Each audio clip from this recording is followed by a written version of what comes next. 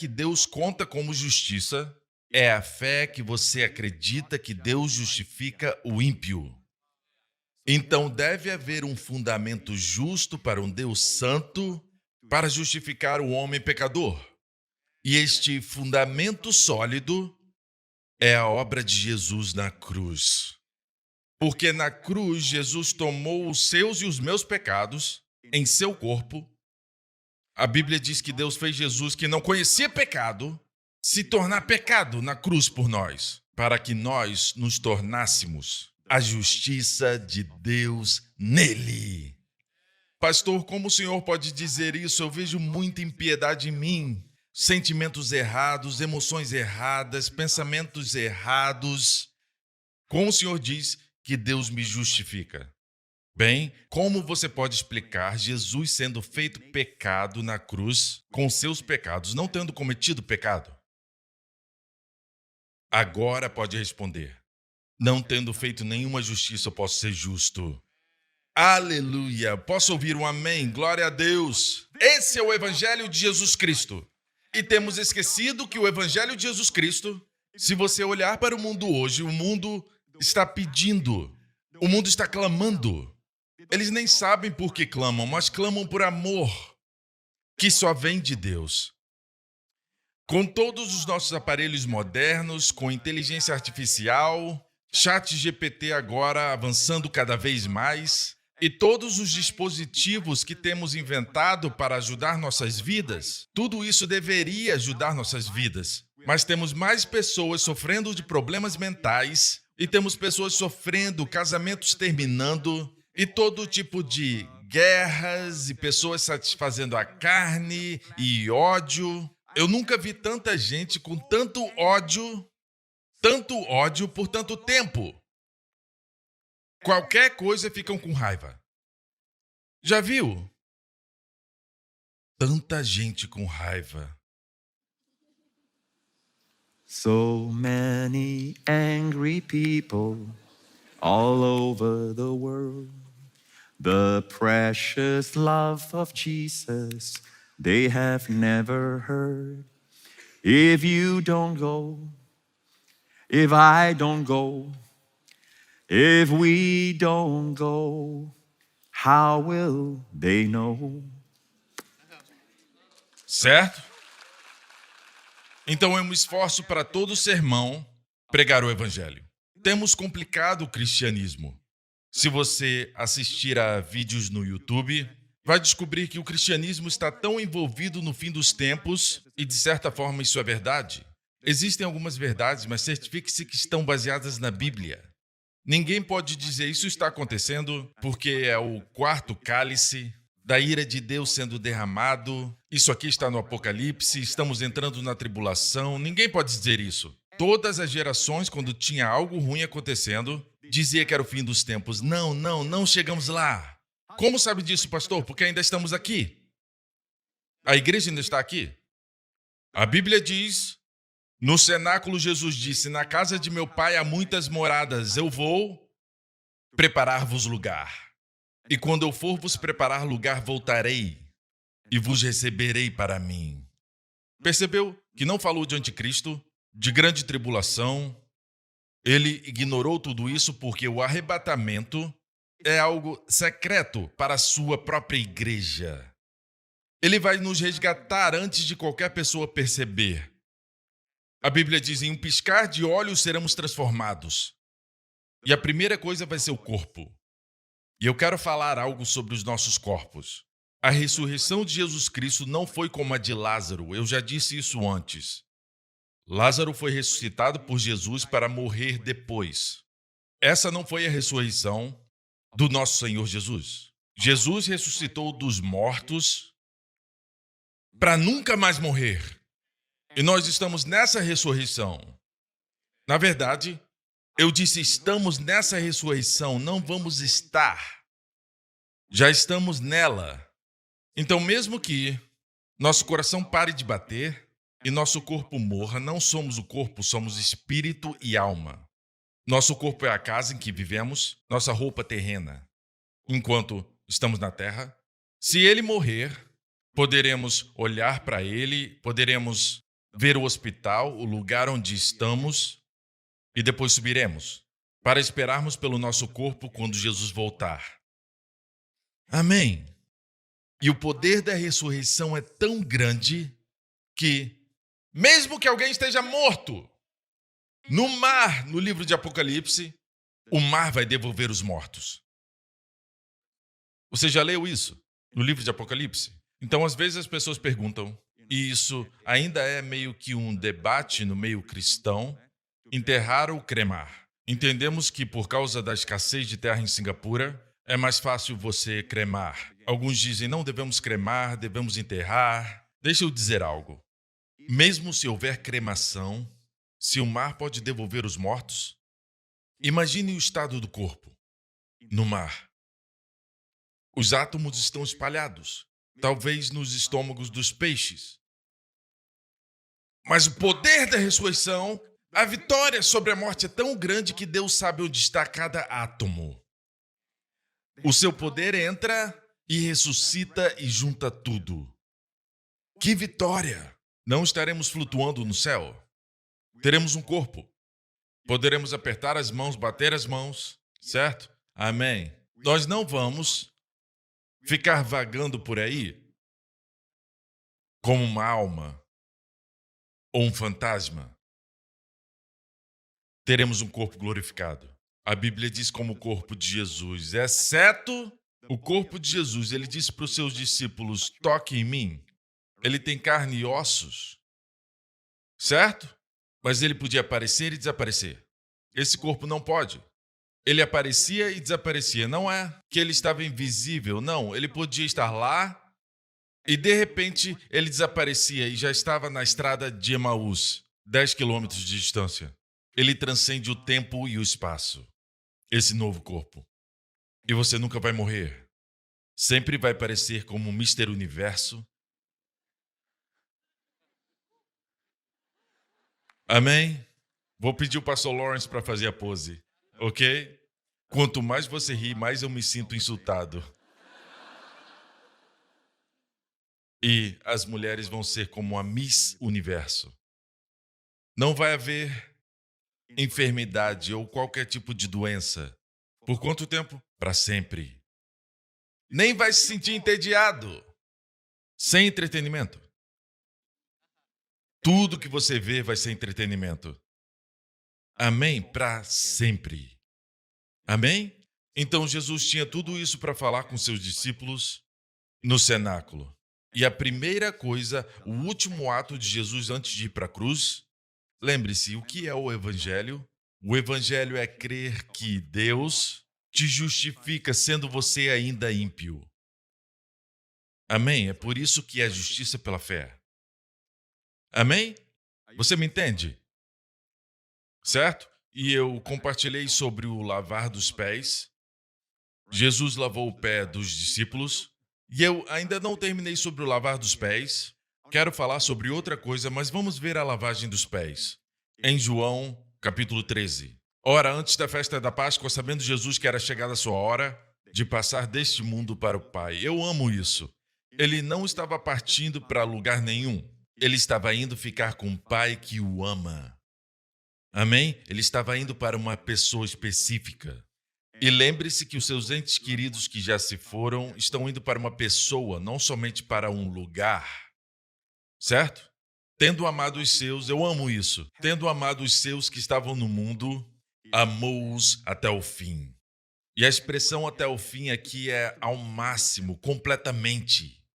Ok? Não até o fim como se estivesse terminado. A expressão no grego quer dizer ao máximo.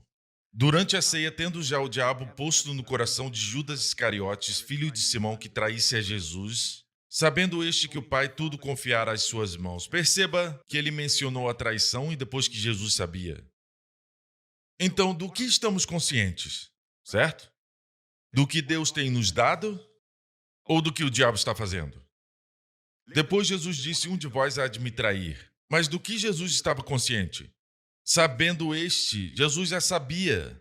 Lemos que o diabo tinha posto no coração de Judas que traísse a Jesus por dinheiro, Mas sabendo Jesus que o Pai tudo confiara às suas mãos, com todo esse poder em suas mãos, ele pegou nos pés sujos dos seus discípulos e os lavou. Amém? Sabendo este que o Pai tudo confiara às suas mãos e que ele viera de Deus e voltava para Deus, você tem que saber quem você é. Saber que Deus já te deu tudo antes de se humilhar. Desse texto, Deus me mostrou muitos anos atrás que quando as pessoas têm orgulho é porque elas são inseguras. Então lembre-se disso. Quando estiver dirigindo e outra pessoa gritar com você, lembre-se que não é igual a eles. Você conhece o seu pai, que ele te ama e você pertence a ele. Ele colocou tudo nas suas mãos, porque você está em Cristo.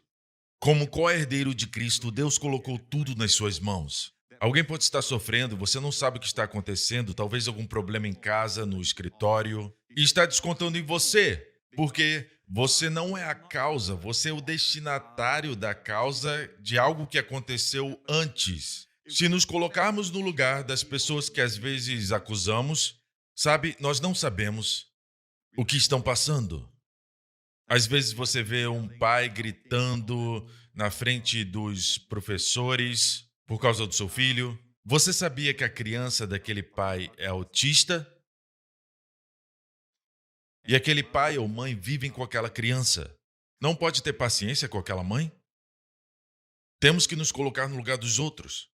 Nos falta um pouco de amor. Eu acho que essa passagem vai nos ensinar o que nos faz amorosos e como nos tornarmos assim. E como guardar o novo mandamento que eu vou mostrar agora. Amém? Que ato de amor!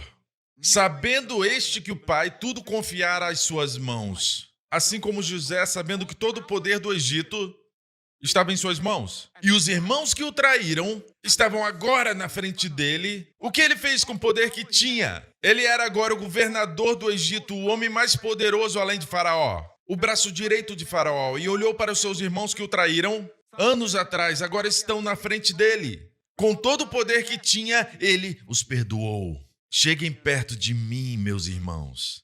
Não fiquem tristes porque me venderam para o Egito.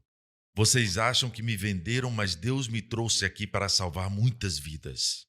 São apenas pessoas que estão seguras em quem elas são, o que elas são. Sabendo Jesus que o Pai tudo confiara às suas mãos, levantou-se da ceia, tirou a vestimenta de cima. Só quem sabe quem realmente é que pode ser humilde.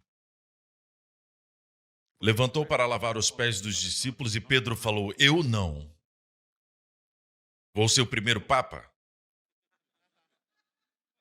Tomé disse: eu duvido que seja minha vez. Amém? Então, Jesus fez isso, mas esse ato final, antes de ir para a cruz, foi um ato simbólico. E digo simbólico porque alguns praticam, e eu não estou falando mal. Eu acho ótimo de vez em quando pegar uma bacia de água e ir para sua esposa ou para os seus filhos e lavar os seus pés. Amém? Você não ama dar banho no seu filho pequeno ou no seu bebê? Você quer que dure para sempre. Amém? É por causa do amor. É porque você ama seus filhos. Então lava os seus pés. Então, ele lavou os seus pés. Ele não está falando para fazermos esse ato físico.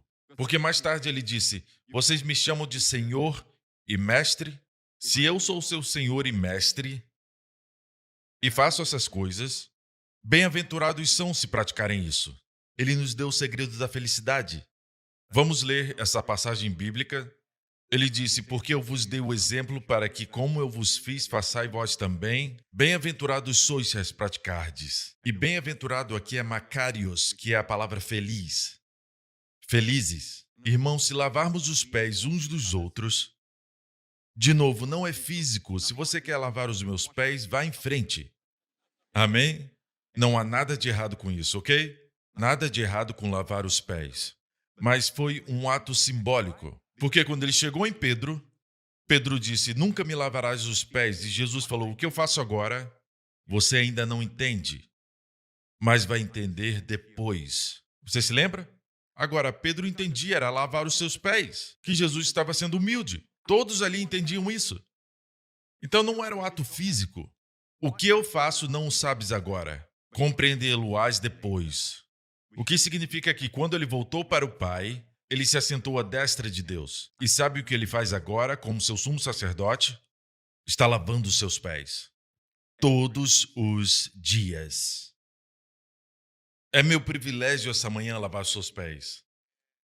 Porque uma vez que é salvo, lembra que Pedro perguntou, e nós culpamos a Pedro, Pedro não deveria falar isso.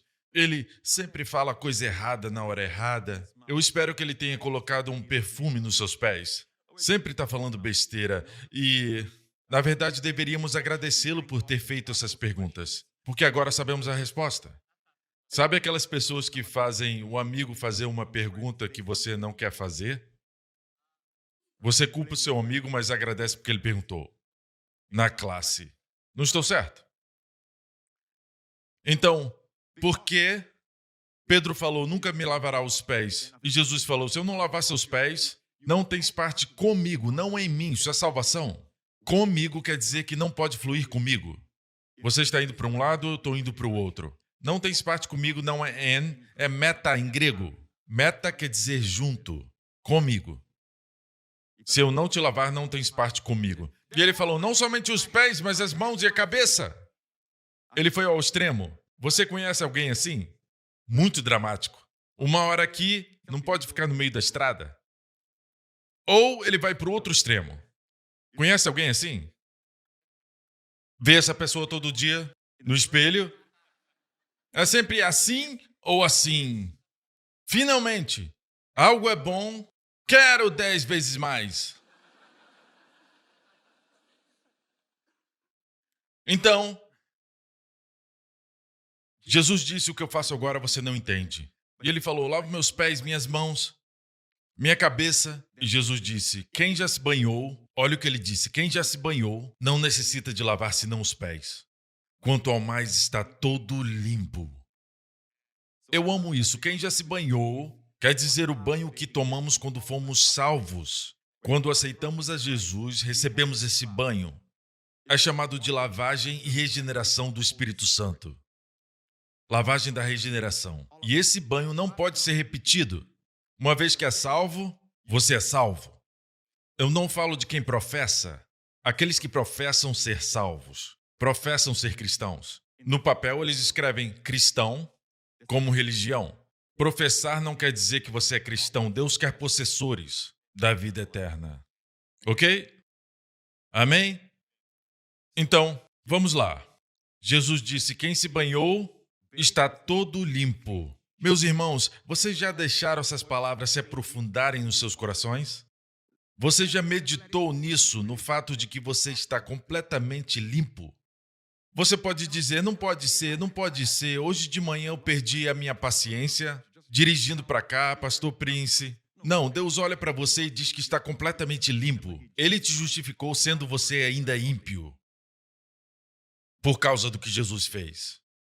Veja, alguns têm problema com isso, eles se auto-justificam e têm um problema com isso. Mas o problema, na verdade, é que eles ainda estão segurando a sua justiça própria. Não conseguem aceitar o dom da justiça porque ainda estão procurando em eles mesmos algum tipo de justiça. Você me entende? Ok? Então, sabemos que é um ato simbólico. A única coisa que os cristãos devem lavar todo dia, na verdade, deixar Jesus lavar. Deixe Jesus lavar. Toda vez que abrir a Bíblia ou ouvir um sermão centrado em Cristo, diga, Jesus, lave meus pés porque eu estou tão empoeirado. Porque os seus pés representam sua caminhada. É a única coisa, é a nossa caminhada no mundo. Nós ouvimos todo tipo de palavrão, de palavras torpes e de negatividade. Ouvimos e lemos todo tipo de descrença. Estamos no meio de pessoas de influência má, no meio de lascívia. E assim ficamos contaminados. É como uma barra de ouro que caiu na lama. Ainda é uma barra de ouro. O valor ainda está lá, mas agora está contaminada. E o que você faz? Você pega a barra e lava com água. Certo? Você lava com água e faz a barra de ouro brilhar mais, mas não aumenta o seu valor. certo? Então é a lavagem com a água da palavra. Você fica tão limpo. Amém? Mas tem outra coisa que eu quero compartilhar que eu não mencionei na última vez. É que depois que ele te lava, ele enxuga os seus pés com uma toalha. A Bíblia diz: levantou-se da ceia, tirou a vestimenta de cima e, tomando uma toalha, cingiu-se com ela. Depois deitou água na bacia e passou a lavar os pés aos discípulos e a enxugar-lhes com a toalha com que estava cingido. Verso 3 diz que ele viera de Deus e voltava para Deus, que ele sabia que veio de Deus e voltava para Deus. Em outras palavras, ele está mostrando o que ele vai fazer no céu. Nesse ato simbólico, ele está mostrando como sumo sacerdote o que ele fará conosco no céu. Ele ainda vai servir o seu povo no céu. Aleluia! Lembra que ele disse: o Filho do Homem não veio para ser servido, mas para servir. Só se permitirmos que ele nos sirva que poderemos ser bons administradores, bons servos de Deus. Amém? E ele quer lavar os seus pés. E a sua família?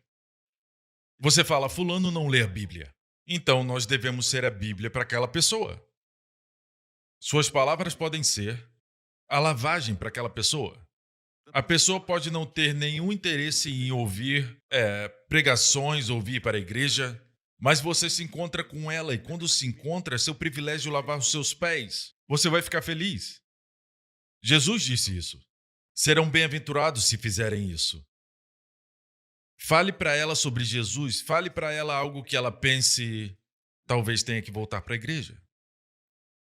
Essa pessoa me inspirou de tal forma para pensar em coisas maiores para mim mesmo. Ele me lembrou de coisas lindas que eu tinha esquecido, das belezas da glória de Deus. Eu senti isso com essa pessoa. Que você se torne essa pessoa. Isso é amor na prática. Amém? Se eu, sendo o Senhor e Mestre, vos lavei os pés, eu vos dei o exemplo. Bem-aventurados se fizerem. Felizes. A prioridade número 1 no cenáculo, ele deu um exemplo do que faria por nós agora e disse: como eu vos fiz, façais vós também. Ele não falava de lavar fisicamente. Não tem nada errado com isso, mas é espiritual, é o que está acontecendo. E acontece quando você fala com sua esposa, seus filhos, certo? Lave seus pés. Diga: sabe de uma coisa? Eu li que Jesus fez isso. A propósito, esse sermão eu preguei para o meu filho Justin ontem à tarde. Ele disse: uau, uau. Vou te dizer que parte ele disse uau, ok? Então, continuando, a propósito, a toalha, no versículo 5 diz: e a enxugar-lhes com a toalha com que estava cingido. E a propósito, irmãos, não deixem a água muito fria ou muito quente. Não queime os pés deles quando forem lavar. Eu digo, a maneira que você fala com eles, se for tão fria, você não vai mais para a igreja. Estou lavando os pés. Sabe de uma coisa? Você está desviado, você era tão fervoroso. A maneira que você critica as pessoas, elas se sentem frias. A água é fria. Ou está muito quente. Eu digo para você, Jesus está voltando. E você vai ficar para trás. Quero te dizer isso. Você vai ver o anticristo, o mundo ficar louco e o julgamento caindo na terra. A propósito, isso é verdade, o anticristo vai estar aqui.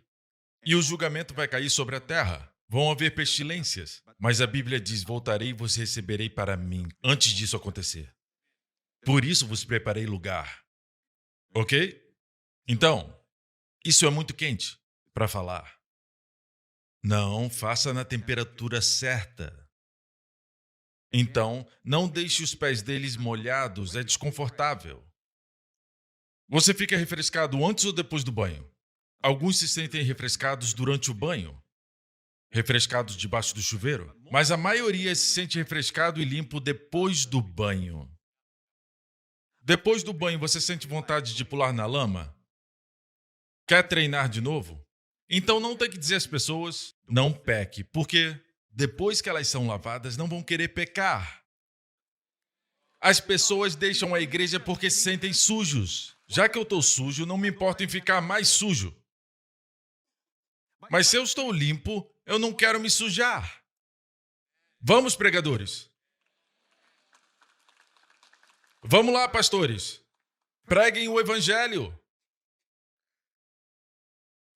O evangelho da graça.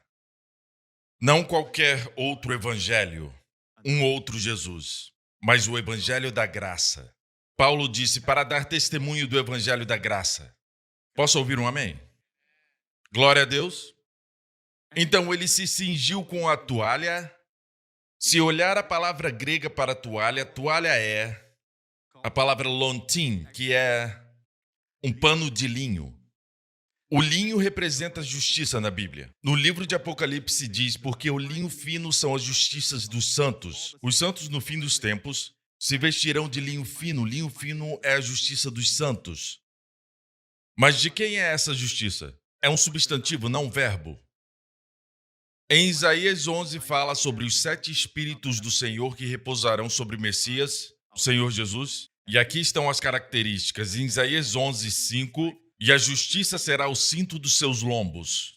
A justiça será o cinto dos seus lombos. Então, quando você se abaixa e lava os pés das pessoas, certo? Você lava os seus pés pela palavra que fala. Você compartilha com eles uma revelação.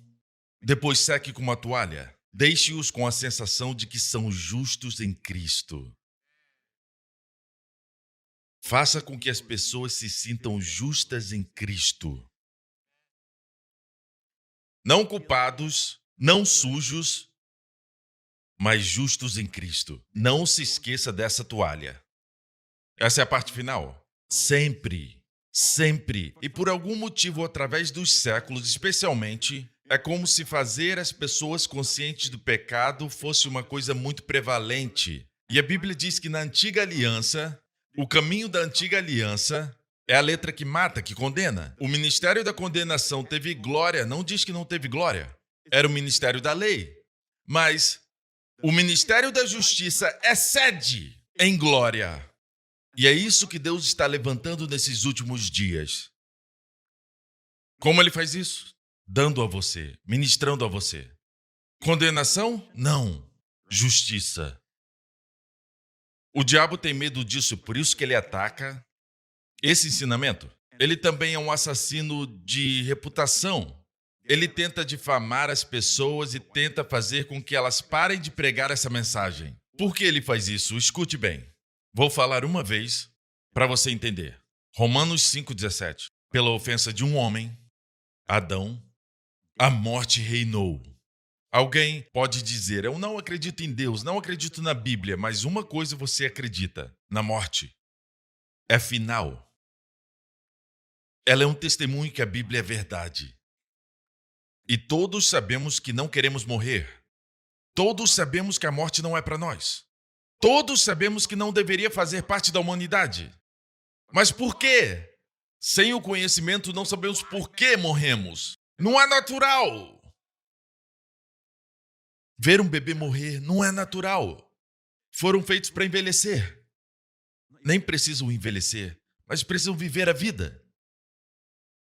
Por quê? É um testemunho da verdade da palavra de Deus. Não quer acreditar em Deus, mas tem que acreditar na morte. Você acredita, não acredita em morte. Então é porque você está preso em casa e não quer enfrentar a realidade. Todos vamos morrer.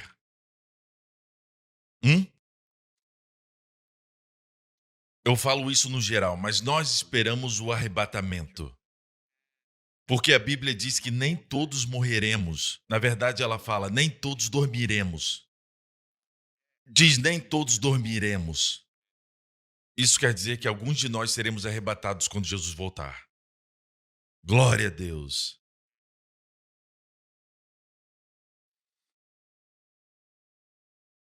Escute com atenção. Pela ofensa de um só, a morte reinou. Muito mais! Posso te fazer uma pergunta? A morte, ela reina em qualquer lugar, independente de raça, idioma e religião? Independente de país, de localização, pode escalar a montanha mais alta, se é hora de morrer, vai morrer. Pode mergulhar no fundo do mar, se é hora de morrer, vai morrer. Nenhuma tecnologia vai impedir. Se perguntar para o ChatGPT, ele não vai saber nada sobre isso. Gaste o seu tempo na palavra. Ela te dá sabedoria. ChatGPT só tem conhecimento. Sabedoria é a habilidade de usar o conhecimento. E isso vem de Deus. Muito mais. A morte já parece ser muito mais. Ela afeta todos. Mas aqui temos algo que é incrível para pensarmos. Muito mais. Se pela ofensa de um a morte reinou, muito mais. Aqueles que receberam a abundância da graça e o dom é um presente. Dória é um presente. É um presente grátis. Os que receberam a abundância da graça e o dom da justiça reinarão em vida por Jesus Cristo. Reinar onde? Em vida. A palavra basilio é de onde vem basílica, reino imperial. Reinar em vida como a morte reina? Totalmente. Os que receberem o dom da justiça reinarão em vida. É por isso que o diabo está atacando essa mensagem. Se você começar a reinar em vida, ele não vai poder reinar. Nem falamos do pecado. Você vai reinar sobre ele. E todas as coisas que reinam sobre você, vai reinar sobre elas.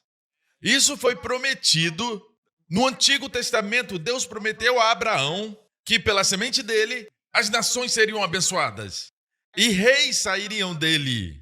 E isso não falava apenas dos reis de Israel, mas sobre todos nós. A Bíblia diz que Jesus nos lavou, nos amou. Apocalipse capítulo 1. Ele nos amou e nos lavou em seu próprio sangue e nos fez reis e sacerdotes para Deus seu Pai. Amém. E estamos assentados no trono, hoje, com Cristo. Amém? Você entende até aqui? Ok. Então, use a toalha. Estou lavando você agora. Estou usando a toalha. Diga, eu sou a justiça de Deus em Cristo. Se sua mente ou o diabo começarem a dizer como você pode ser justo hoje de manhã, semana passada, pare isso. E lembre-se que é o dom da justiça. Eu não recebo porque eu mereço. Na verdade, eu fiz de tudo para não merecê-lo. Mas é uma dádiva. E essa dádiva te transforma. Amém? Você me entende? E então Jesus continua falando sobre um novo mandamento. No mesmo capítulo 13, um novo mandamento vos dou, que vos ameis uns aos outros, como eu vos amei a vós, que também vós uns aos outros vos ameis. Como eu vos amei, que também vos ameis uns aos outros. Um novo mandamento. Por que é chamado de novo? Igreja, por que é chamado de novo? Porque se você ver algo que é novo, você sabe que tem algo velho. Algo velho, certo? Se tem o velho, também tem o novo. Se tem algo novo, também deve ter algo velho. E o que é o velho mandamento? Um velho mandamento. Amem uns aos outros como a si mesmo. Eu lembro certa vez que um psiquiatra cristão começou a dizer para as pessoas: você tem que amar o seu próximo como a si mesmo. Veja, se não se ama, não pode amar o próximo. É tudo você, você, você. Isso é ensinar um mandamento velho.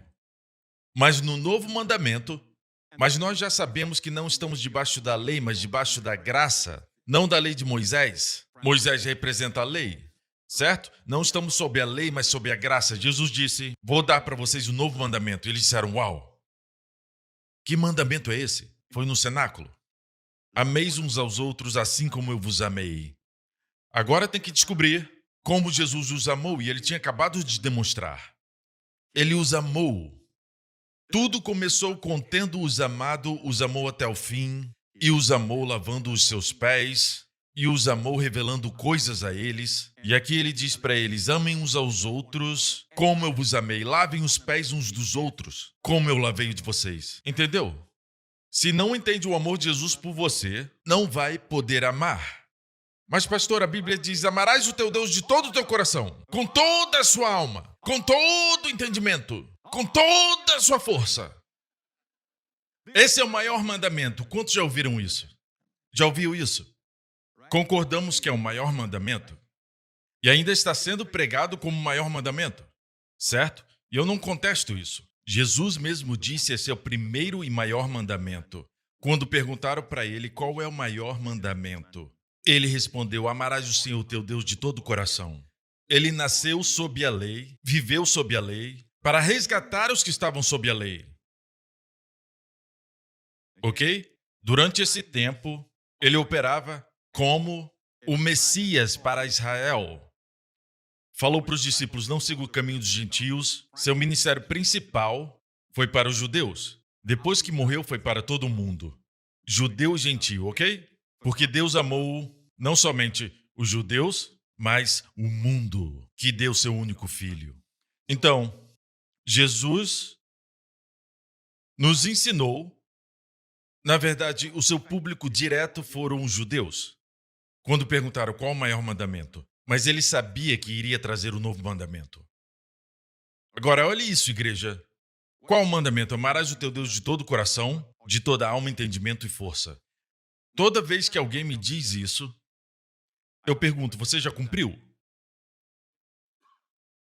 E até hoje ninguém disse que sim. Ninguém pode dizer que cumpriu. E alguém diz: eu faço o meu melhor. A lei não entende isso. Ok? Desculpa. Você é um antinomiano quando traz a lei para o seu nível. O verdadeiro antinomiano, antinomos, é alguém que é contra a lei. Eu não sou contra a lei, eu sou a favor do motivo que Deus deu à lei. Pela lei vem o conhecimento do pecado. Sou consistente. Se você está debaixo da lei, está debaixo de maldição. Os que são das obras da lei estão debaixo de maldição. Todos que são das obras. Nem precisa quebrar. No momento que se coloca sob a lei, está debaixo de maldição. Porque a lei, escute, a lei amaldiçoa apenas um pecado, uma violação. A lei não entende. Ela não se curva e fala: eu sei que está tentando o seu melhor. Não pode brincar com a lei. Os verdadeiros antinomianos são os que, na verdade, falam que você pode cumprir a lei. Isso quer dizer, vamos jogar a moral fora e vivermos como quisermos? Cometer todo tipo de adultério, todo tipo de bebedice? Não, é claro que não. Se fosse assim, a graça não seria maior que a lei. Não pode exceder em glória, então deve ser algo que produz uma transformação de dentro, mas somente quando morremos para a lei podemos viver para Deus. Eu cito Paulo: porque eu morri para a lei a fim de viver para Deus. Romanos 7. Paulo disse: morrestes para a lei por meio do corpo de Cristo, para pertencerdes a outro, aquele que ressuscitou dentre os mortos. E alguém pode dizer: a lei bíblica é uma lei cerimonial, o sacrifício de animais, observar as festas. Desculpa, amigo, acabei de ler em Romanos 7, estamos mortos para a lei pelo corpo de Cristo. Mais para frente ele diz: não teria conhecido o pecado se a lei não dissera: não cobiçarás. Esse é o 10º mandamento. O 10º dos 10 mandamentos. O último pegou Paulo. Paulo diz: quanto mais tento não cobiçar, mais eu cobiço. A lei foi projetada para mostrar ao homem que é pecador. Certo? É como um espelho, ele mostra a sua face. Certo? O que você vê é verdade. Não deve culpar o espelho. Querida, traz um outro espelho porque esse tem muita mancha. Tem muita ruga. Como esse espelho tem tanta ruga? Joga fora! Um espelho é apenas um espelho. Não pode mudar o espelho. Qualquer mancha no seu rosto não pode usar o espelho para consertar. Mas, pastor, nós acreditamos em santidade e moralidade. Eu também. Mas te digo algo. A moralidade da graça é muito maior. do que você tentando ser humilde. Se torna humilde sem perceber. Enquanto pela lei você tenta ser humilde, pensa que é humilde, está feliz que é humilde, e aí quer escrever um livro Como Eu Alcancei a Humildade, não é? É pseudo-santidade. Falo de santidade verdadeira. Você me acompanha? Olha isso. 1 João 4. Ok. Nisto se manifestou o amor de Deus em nós. Olha aqui. Nisto se manifestou o amor de Deus em nós. Como foi manifestado? Em haver Deus enviado o seu Filho unigênito ao mundo para vivermos por meio dele. Nisto consiste o amor, não em que nós tenhamos amado a Deus, mas... eu estou chegando lá. Isso é amor! Você quer a definição de amor? Nisso consiste o amor, não em que nós tenhamos amado a Deus, que é a lei, mas em que Ele nos amou. Isso é a graça. E enviou seu Filho como propiciação pelos nossos pecados. Eu acabei de dizer que o maior dos mandamentos, Jesus mesmo disse, amarás o Senhor teu Deus de todo o teu coração, de toda a alma, de toda a mente, de toda a força. E o segundo é amarás o teu próximo como a ti mesmo. Desses dois dependem toda a lei e os profetas. Certo?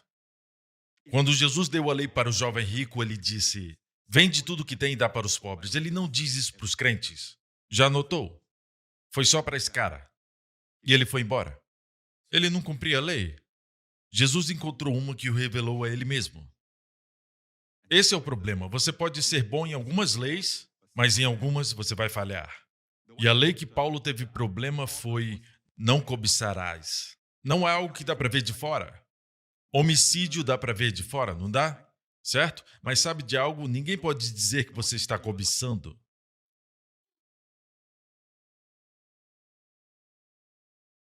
Ok? Concorda?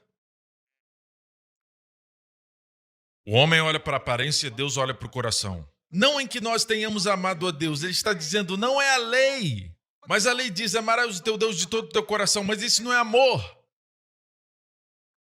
Esse não é um amor que Deus quer de você. Que Deus quer que você entenda. Na nova aliança, não é que tenhamos amado a Deus. Não é o seu amor por Deus. É o amor de Deus por você que importa. Quando a Bíblia diz não estão sob a lei, mas sob a graça, do que está consciente? Eu não amo Deus o suficiente, não amo o suficiente. Eu não amo a Deus o suficiente. E o diabo te lembra, você não ama a Deus. E os seus amigos dizem, você não ama Deus o suficiente, você não vem para o culto, não ama Deus o suficiente. E sabe de algo? Amar a Deus é maravilhoso, é claro. Mas ele nos diz que não pode amar a menos que seja amado primeiro. Amem uns aos outros assim como eu vos amei.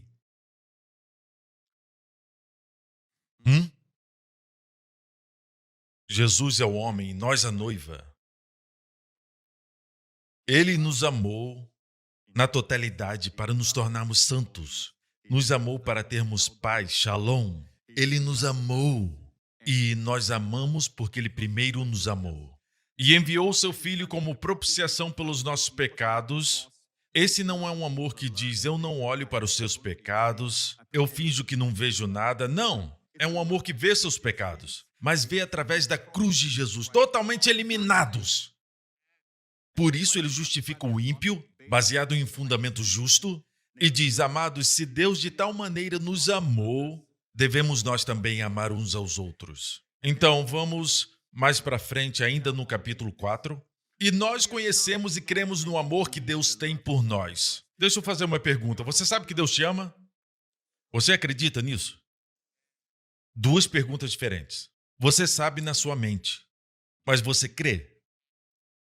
Você crê no amor que Deus tem por nós? Que Ele tem por você? Agora, eu sei que Deus ama o pastor Mark. Todos amam o pastor Mark. Até Deus ama ele. Todos amam o pastor Mark. Certo? Mas quem me amaria? Você pode pensar assim. Eu entendo que essa pessoa é amada, mas quem amaria alguém como eu? Deus te ama. Você crê nisso? Agora eu te digo quando é difícil de acreditar. Saber é fácil. É difícil crer quando as coisas dão errado. Quando as coisas dão errado, você acorda com o pé esquerdo e bate o dedo na cama, você bate com o seu dedo na quina da cama e começa a gritar, e a palavra que sai não é aleluia, é outra coisa. E você sabe que não deve falar essas coisas, e fala, eu sei que Deus me ama.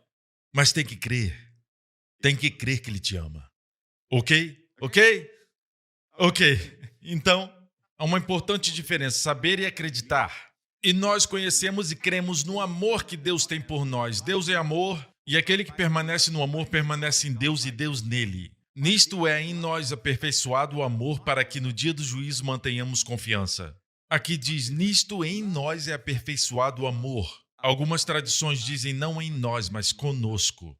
É uma pessoa, certo? Para que no dia do juízo mantenhamos confiança. Pois, segundo Ele é, também nós somos nesse mundo.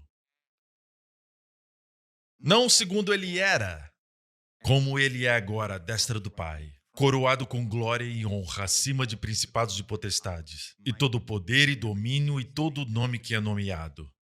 Jesus, o glorioso, não Jesus, o humilde carpinteiro que andava pela Galileia. Ele era glorioso, ele abriu os olhos aos cegos e ressuscitou os mortos. Se falasse que seríamos assim, eu já estaria tão feliz. Mas diz como ele é agora.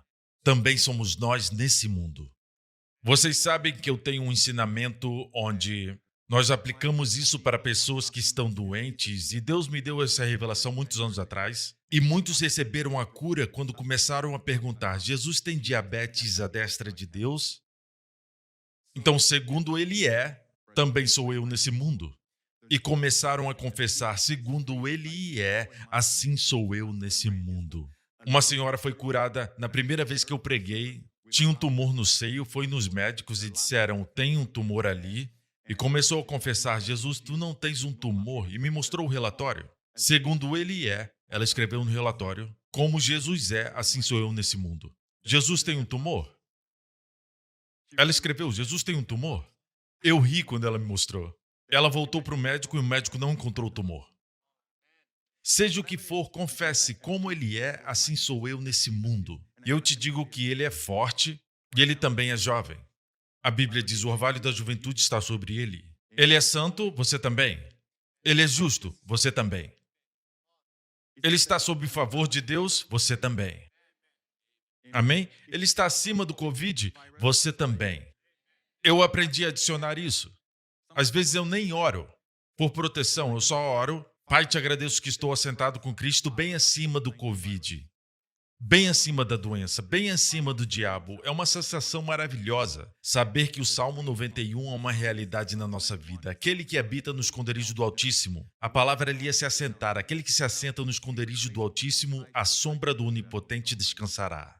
Estamos assentados com Cristo. Esse é o esconderijo. Comece a confessar, não peça, comece a agradecer. Um dia desse fui fazer exercícios. Eu gosto de fazer quando está escuro. O sol estava se pondo e eu fui para uma reserva natural. Não vou dizer onde foi. Eu gosto de exercitar sozinho o máximo que eu posso. O sol estava se pondo e começou a escurecer. Quando cheguei estava claro e foi escurecendo. E aqui e ali eu fazia algumas corridas intermitentes. Eu corria de vez em quando e depois andava. E quando sentia de correr, começava a correr. Eu fui fazendo assim. E eu estava numa trilha e senti uma voz em mim. Na verdade, era fora, dizendo, corre. A voz interior dizia, não corra. Minha lógica dizia que correr é melhor que andar. Certo? Vai fazer muito mais em menos tempo. Vai aumentar seu batimento. Então, estava andando, estava meditando nesse texto. Estava meditando. Nas minhas caminhadas, eu gosto de meditar. É um momento único, só eu e o Senhor. Adão andava com o Senhor na viração do dia. Então, eu medito na palavra. Eu memorizo as passagens e fico repetindo, certo? E estava ali meditando. Comecei a orar e a oração saiu do meu coração. Antes de exercitar, eu oro, Senhor, me proteja de lesões internas e externas. me proteja do perigo e faço orações gerais. Me proteja da infecção, do perigo. Sabe, uma oração geral. Abençoa o meu exercício, porque não é o meu esforço, é a tua bênção. Então eu estava fazendo esse tipo de oração, mas dessa vez eu orei.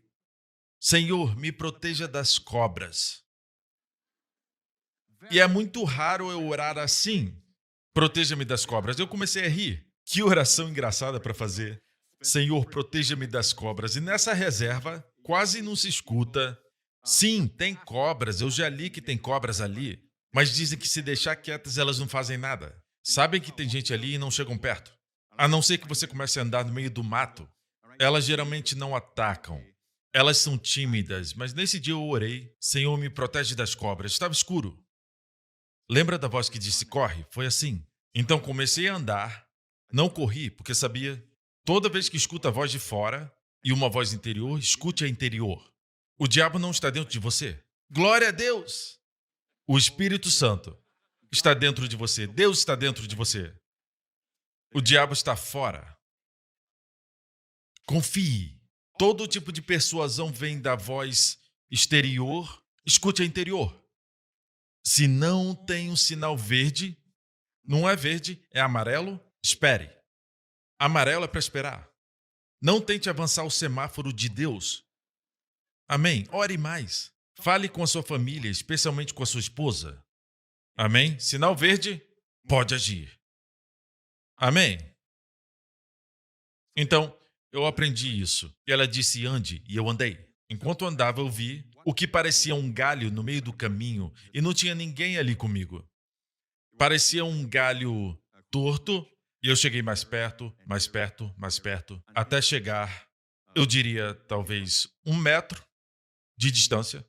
E eu disse, é uma cobra. Pude ver o padrão triangular. Então era venenosa porque tinha um padrão triangular. E a pele dela era brilhosa, brilhava na luz da lua. Estava escuro. Então, é uma cobra. Pensei que estava morta. Não se mexia. E eu olhei para ela e ela estava bem no meio do meu caminho. Parece que estava esperando por mim.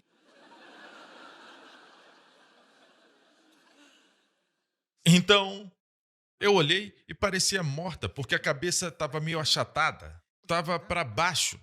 Pensei, alguém talvez já matou essa cobra. Parece morta. E eu fui em volta, fui atrás dela, bem devagar, com muito cuidado, certo? E corri para o outro lado.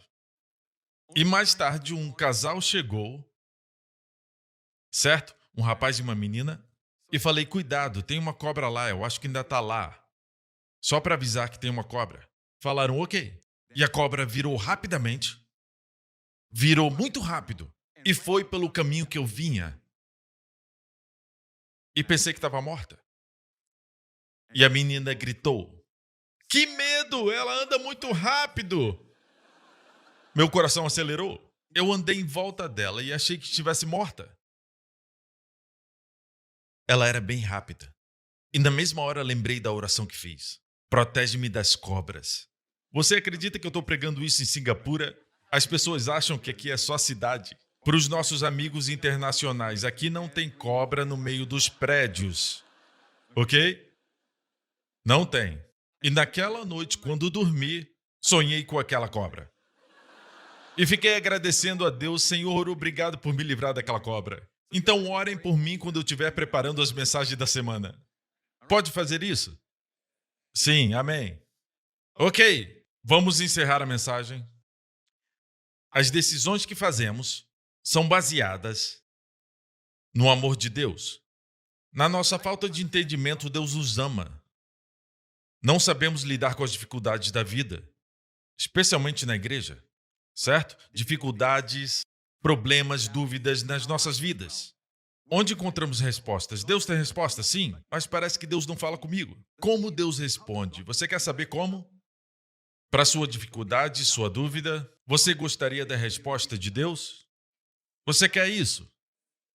Estou prestes a dar para você. Você quer mesmo? Primeiro entenda que Deus esconde muitas coisas, a verdade é revelada, a substância é revelada, A substância da sombra é revelada no Novo Testamento, mas a sombra está no Antigo Testamento. Muitas vezes, a sombra tem detalhes que a substância não tem.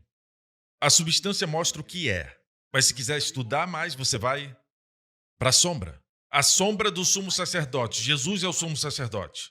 Eu falei isso para o meu filho, certo? Deus nos deu uma figura de Jesus no céu. Olha a figura do sumo sacerdote, certo? O sumo sacerdote. Ele usava essas vestimentas e essa é uma representação extrínseca do que Jesus é intrinsecamente, certo?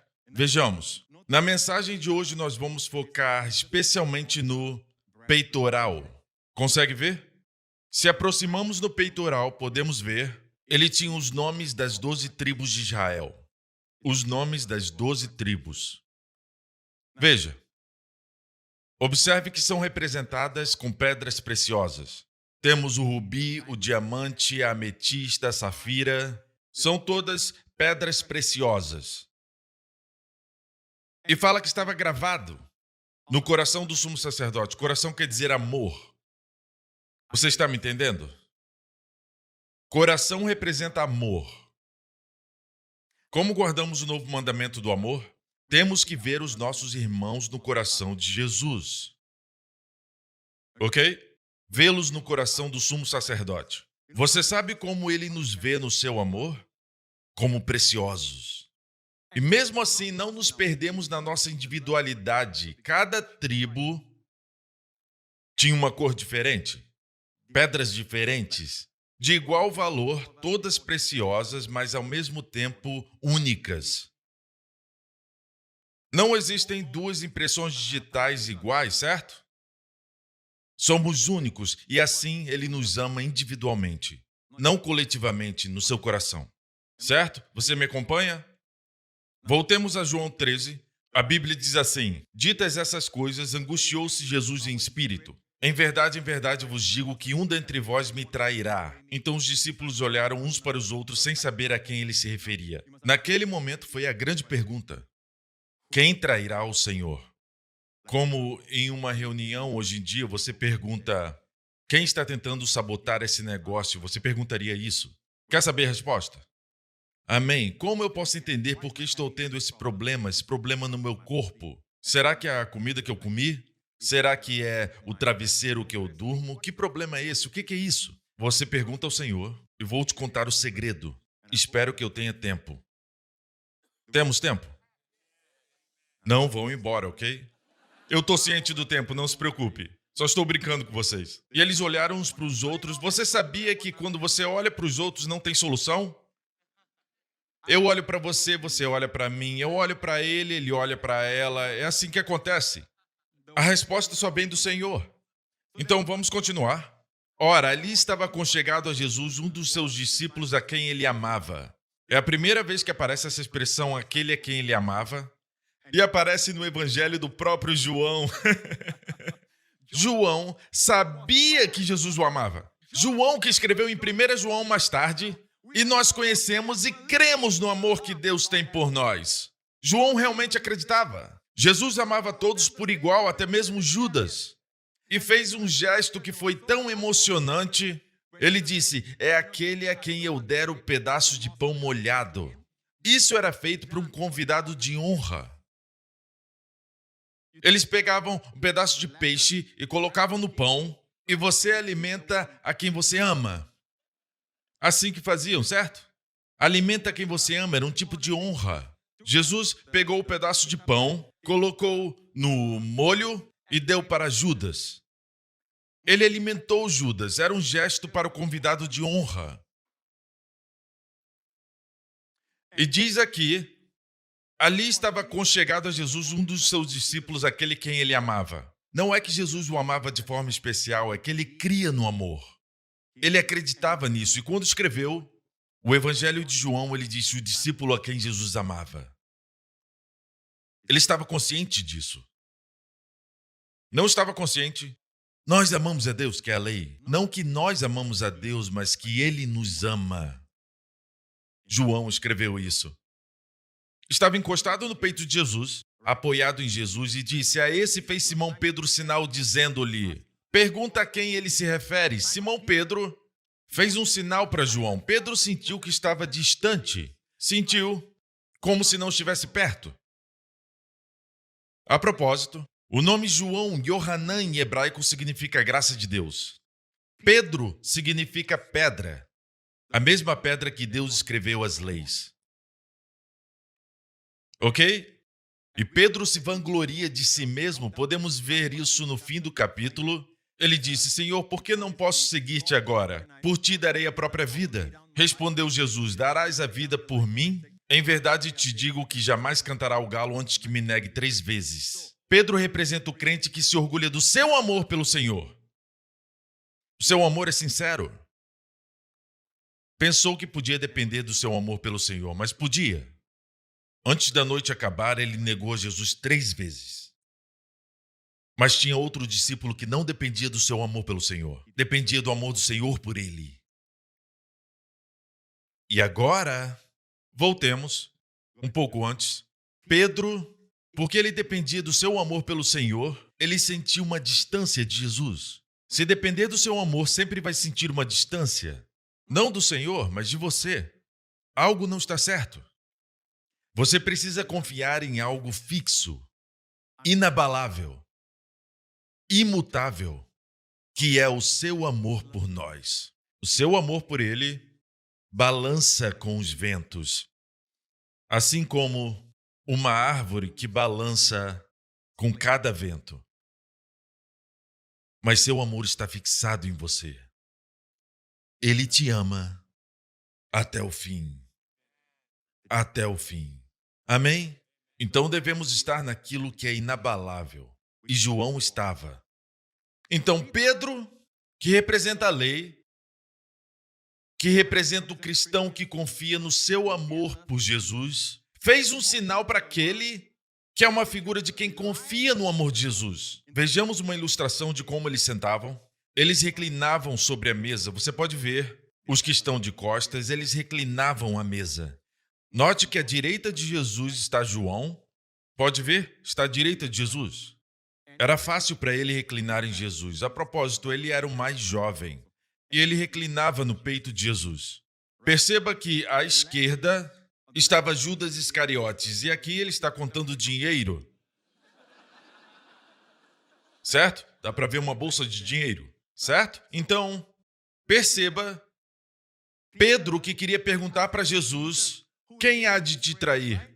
Mas sentiu a distância. Então teve que fazer um sinal para quem ele achava que o Senhor ia escutar. E era João. Voltemos à passagem. Fez Simão Pedro sinal dizendo-lhe: pergunta a quem ele se refere. Então aquele discípulo, reclinando-se sobre o peito de Jesus, perguntou-lhe: Senhor, quem é? Ele perguntou: quem é? Reclinando-se sobre o peito de Jesus. Ele não só perguntou: Senhor, quem é? Ele se reclinou e se apossou do amor de Jesus.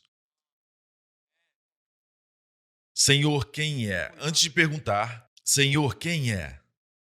Ok? Recebeu a resposta? Próximo verso. Respondeu Jesus: é aquele a quem eu der o pedaço de pão molhado. Recebeu a resposta. A propósito, algumas versões têm entre parênteses no privado. Ele é o único que sabia quem trairia Jesus. Tendo-o molhado, deu-o a Judas, filho de Simão Iscariotes. E após o bocado, imediatamente entrou nele Satanás. Ele rejeitou o maior ato de amor. No momento que rejeitou, entrou nele Satanás. Então disse Jesus: o que pretendes fazer, faze-o depressa. Nenhum, porém, dos que estavam à mesa percebeu. Talvez acharam que Jesus estava pedindo para Judas comprar algo para a ceia. E continua: ele, tendo recebido o bocado, saiu logo. E era noite. Espiritualmente era noite para Judas. E essa foi a sua última noite em vida. Ele saiu noite adentro. Ok? Existem pessoas que professam a Jesus, mas não são salvas.